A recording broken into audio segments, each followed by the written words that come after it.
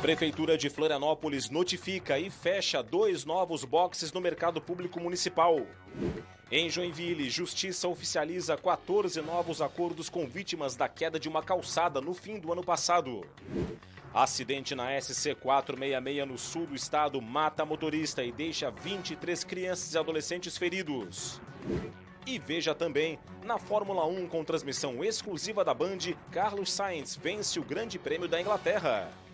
No esporte, Avaí perde de virada para o Cuiabá em plena ressacada pela Série A do Campeonato Brasileiro. Está no ar o Band Cidade com Rodrigo Cardoso. Olá, uma boa noite e uma excelente semana para você. O Band Cidade começa hoje com o fechamento de 2 novos boxes pelo mercado público da capital, pela Prefeitura de Florianópolis também. Atrasos em pagamentos motivaram a decisão. Veja agora com a repórter Júlia Matos. Quem transita pelo mercado público da capital já notou uma movimentação diferente nos últimos dias.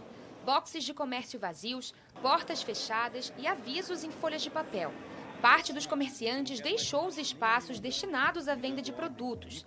Nessa segunda-feira, foi a vez dos boxes 4 e 70 na ala norte fecharem as portas depois de notificação feita pelo Diário Oficial. Para mim, eu acho que é muito triste, né? Porque isso aqui é a alegria do povo, né? Você vê como está cheio de gente na rua. Se fechar os comércios, vai ficar um deserto, vai ficar ruim para todo mundo, né? Cada comércio que fecha é um desemprego a mais, é uma família a menos a comer, é menos comida na mesa, é mais procura, tudo isso vai atrapalhar a comunidade.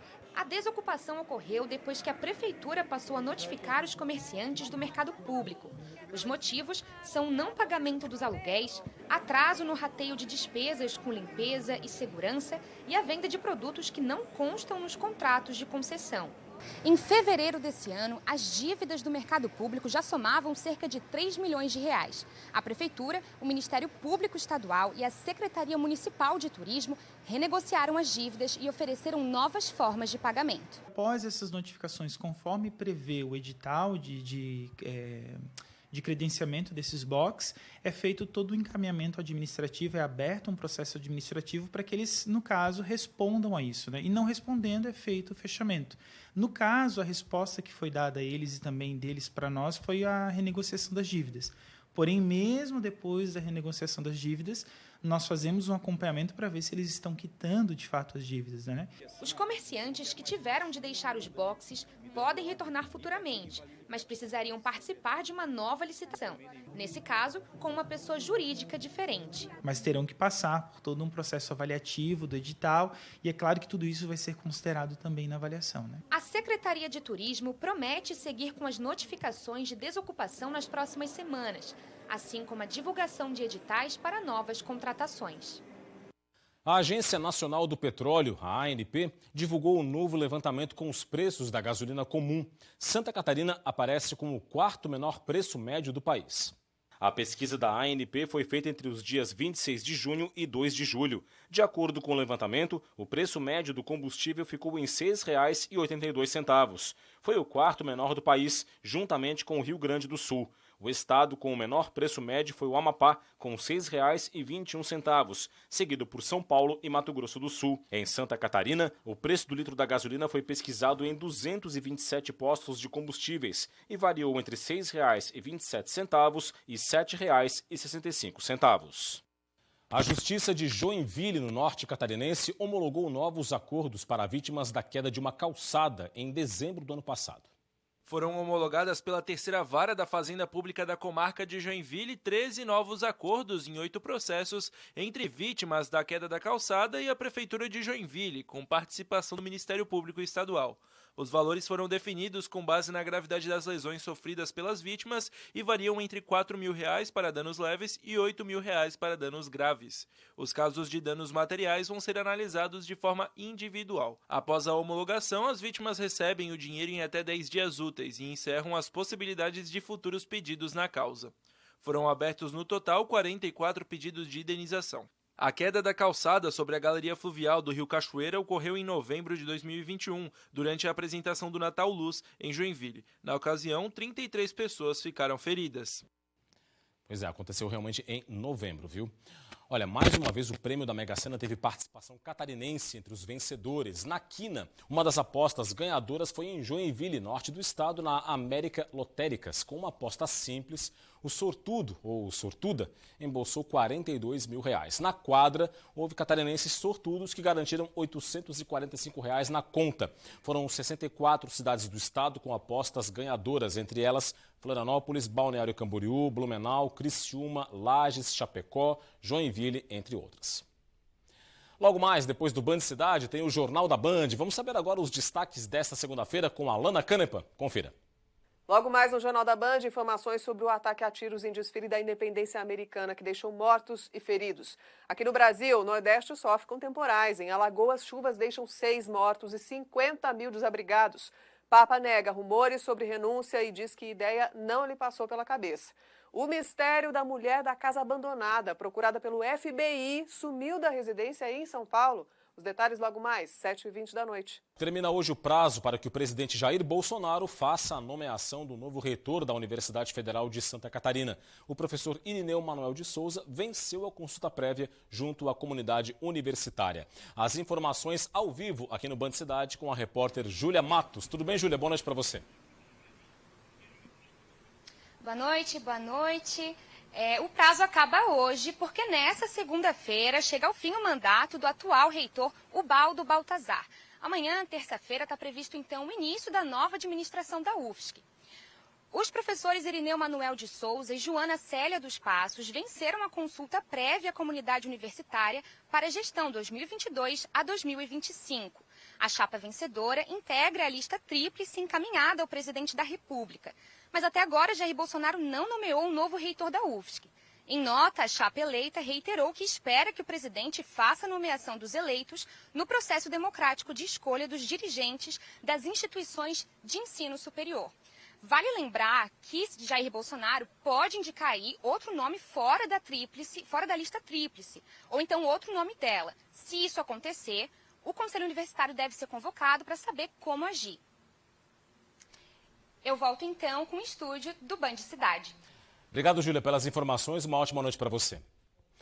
Olha, um homem morreu e 23 passageiros de um ônibus escolar ficaram feridos em um grave acidente na SC 446, entre os municípios de Siderópolis e Treviso, no sul do estado.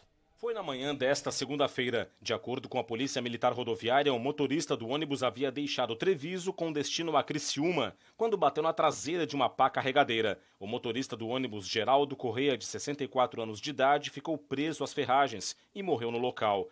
23 crianças e adolescentes com idades entre 10 e 14 anos ficaram feridos. 4 crianças foram levadas para o Hospital São José, em Criciúma, e os demais para hospitais das cidades de Treviso e Lauro Miller. Todos tiveram apenas ferimentos leves. Susto nesse fim de semana aqui na capital do estado. 2 carros pegaram fogo em Florianópolis neste domingo. Felizmente, ninguém se feriu. No domingo pela manhã, um carro bateu em um ônibus de turismo em um dos acessos ao centro histórico da capital. Depois da batida, o carro ficou em chamas. O ônibus fazia uma viagem de turismo de Florianópolis para São Paulo. Ninguém se feriu. Em outro acidente, ontem à noite, um carro pegou fogo depois de bater em um poste na rua Tenente Silveira, centro de Florianópolis.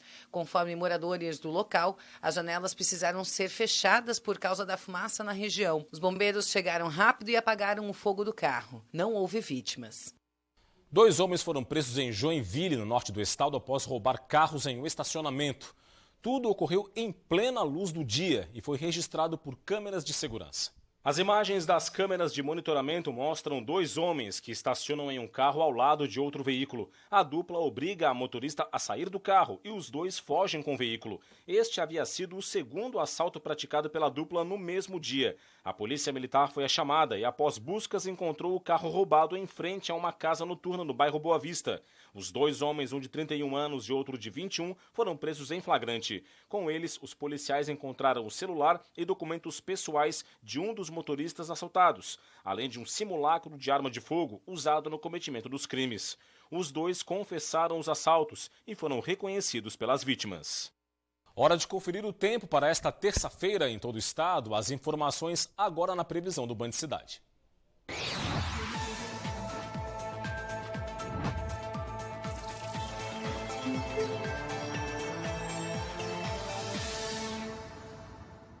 A terça-feira vai ser de sol e poucas nuvens no estado, com nevoeiros ao amanhecer no litoral. As temperaturas vão estar mais elevadas, com calor à tarde para esta época do ano. Em Florianópolis, mínima de 16 e máxima de 25 graus. Em Joinville, mínima de 17 e máxima de 28. Em Lages, mínima de 12 e máxima de 24. E em Chapecó, os termômetros variam entre 15 e 27 graus. Agora a gente fala de um passeio normal que por pouco não teve um final feliz. Um agricultor tinha caído com o cavalo dele num barranco isolado numa área rural. E só saiu de lá porque passou um policial logo após o acidente. Isso aconteceu em Ituporanga, no Alto Vale. No conforto de casa e mais tranquilo depois de tudo o que aconteceu, o Alcino recebeu a visita do sargento Salésio e outros amigos também estão indo até lá para ver como ele está. É que no início da semana, o agricultor da comunidade de Braço Perimbó, em Ituporanga, sofreu um acidente quando andava a cavalo. Foi durante a manhã, perto dessa pequena ponte, conhecida como Mata Burro, por onde o animal, que está sendo amansado, não quis passar. Quando chegou neste ponto, tentou retornar, mas aí se desequilibrou e caiu parcialmente sobre o Alcino. O cavalo logo levantou, mas o agricultor ficou ali, caído no barranco ao lado da estrada e sem conseguir levantar. De primeiro momento eu estava muito nervoso, porque eu tentei me levantar e eu vi que a situação não era bem boa, né? Aí eu tentei chamar o vizinho, mas é um pouco longe, eles não escutaram.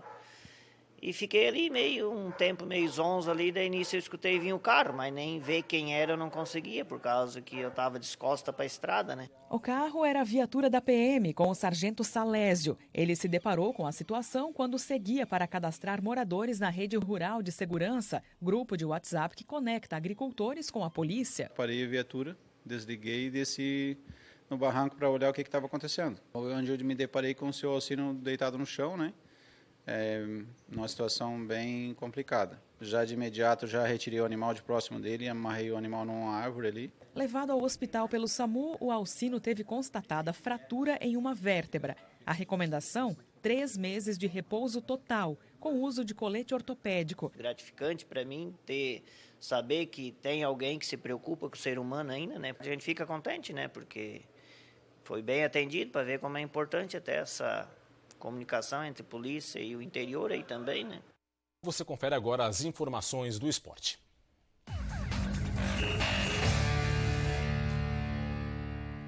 A gente começa com a Fórmula 1, que tem transmissão exclusiva da Band. O mexicano Carlos Sainz, da Red Bull, venceu o Grande Prêmio da Inglaterra. Você confere agora, foi a primeira vitória do piloto na Fórmula 1. Logo na largada, um acidente impressionante envolvendo o chinês Guan Yu Zhou, da Alfa Romeo. Apesar da imagem forte, foi só um susto e nada aconteceu com o piloto, graças ao halo que protegeu o impacto na cabeça. Na relargada, Carlos Sainz conseguiu segurar a primeira posição, mas não por muito tempo. Max Verstappen se aproveitou de um erro do espanhol e assumiu a ponta.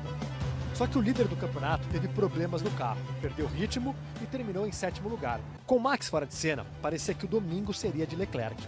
O piloto da Ferrari passou o Sainz e começou a abrir vantagem. Mas um safety car atrapalhou os planos do monegasco.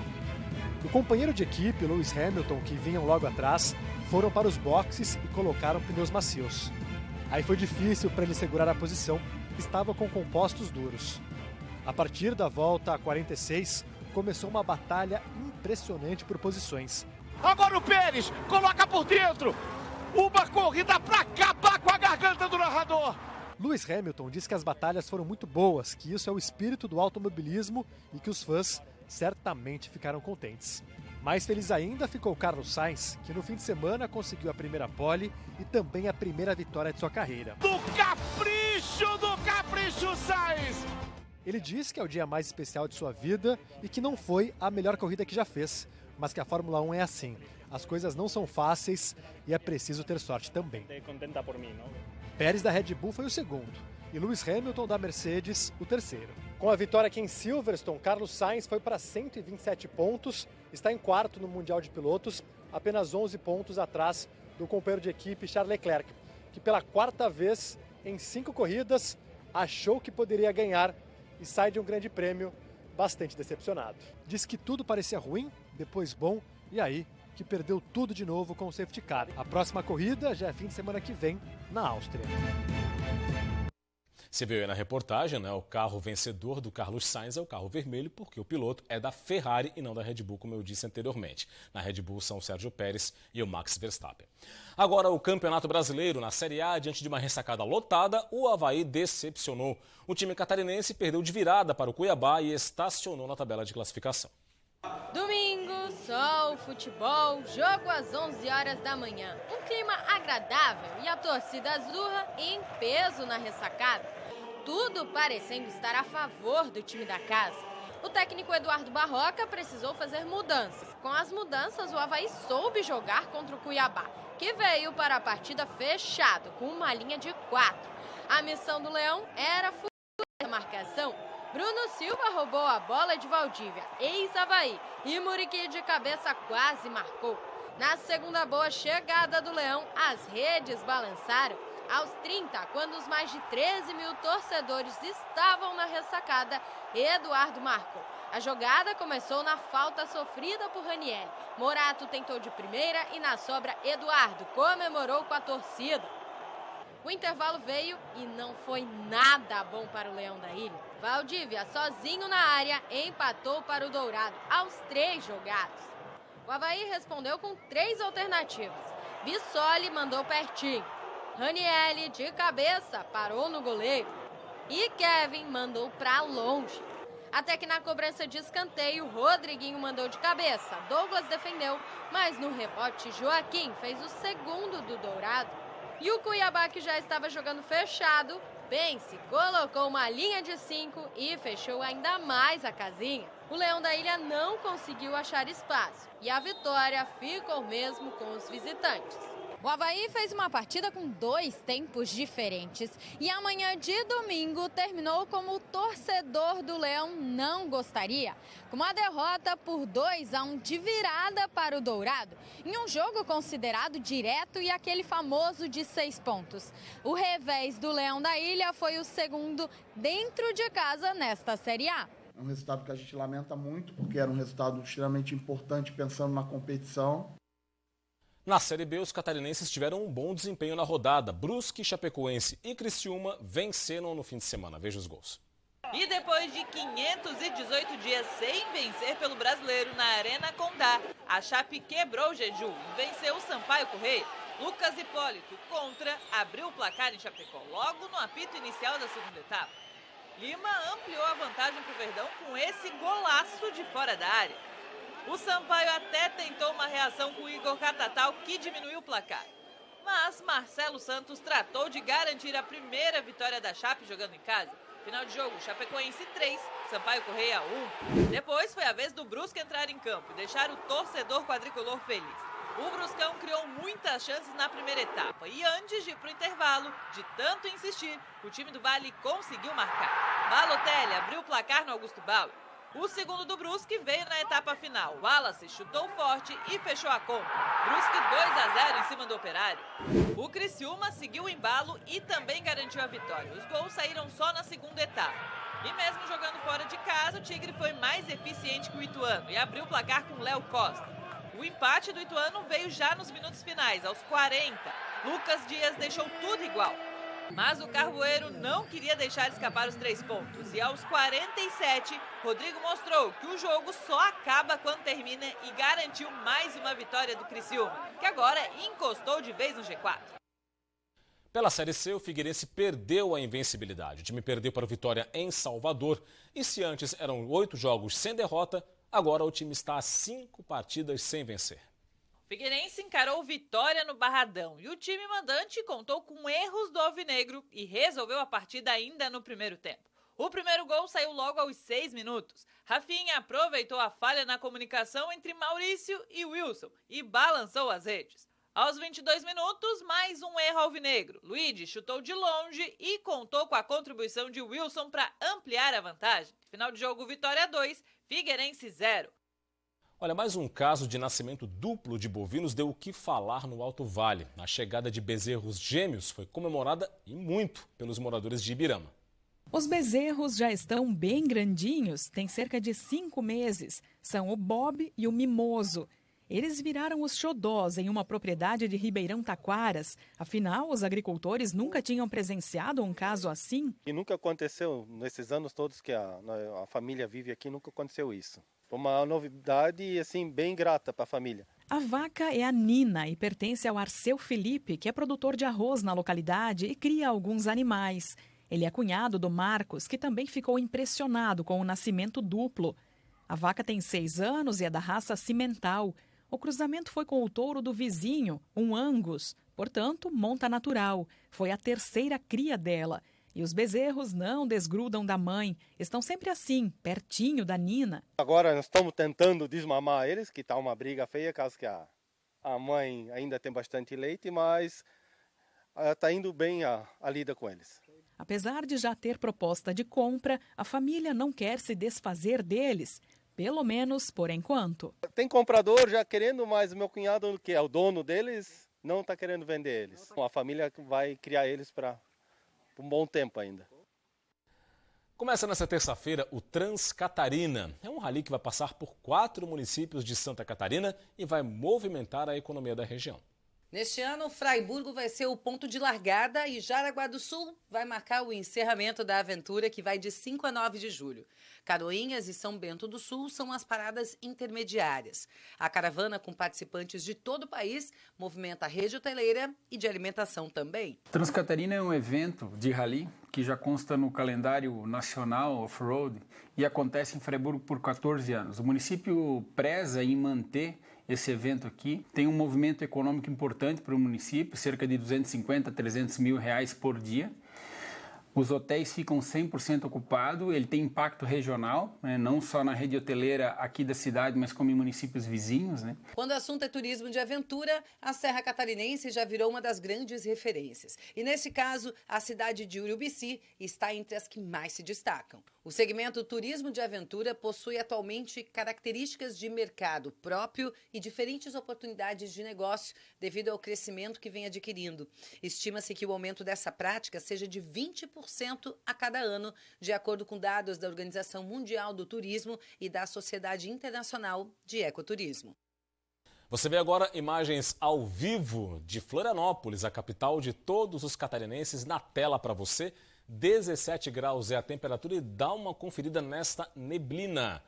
Bastante neblina nesse momento na capital do estado. Mal dá para ver as pontes que fazem a ligação entre a ilha e o continente. Pouquinho no finalzinho aqui da ponte Colombo Salles é o que dá para ver no momento. Também parte da beira-mar continental, área continental da capital do estado. Mas pelo que se vê no cantinho da cena ali à sua direita, os veículos não enfrentam filas na chegada à Via Expressa Continental, na saída da ilha de Santa Catarina. Só tem que ter muita atenção por causa da neblina que dificulta e muito a visibilidade para dirigir.